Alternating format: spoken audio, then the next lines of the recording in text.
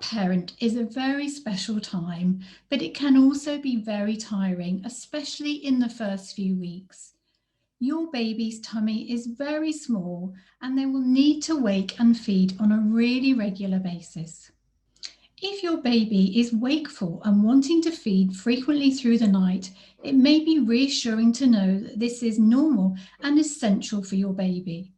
As your body produces the hormone prolactin overnight, and this helps with milk production when you're feeding, night feeds are vital to help with your milk supply, and they also help with your baby's weight gain and are a protective mechanism against SIDS. But the good news is, as babies get older, they tend to wake less during the night for feeds. And for many babies, by the time they've reached 6 months, they may no longer need night feeds. It can really help preserve your sleep if you're prepared as possible for overnight feeds. Whether you're mixed or formula feeding, make sure you have all your bottles sterilised and ready to go, and have your formula or express milk close to hand. And whether you're breast or bottle feeding, make sure you stay well hydrated overnight by having a bottle of water close by.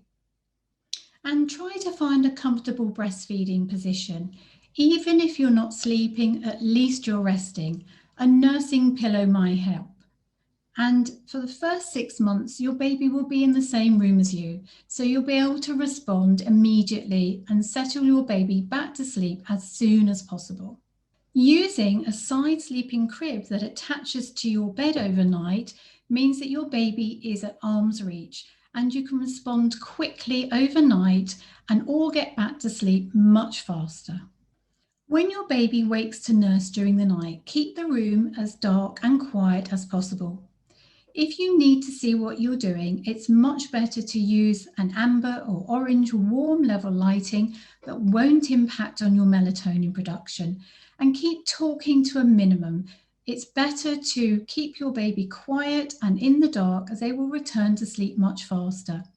And resist the urge to look at your phone, as the light from the screen may impact on your melatonin and stop you going back to sleep.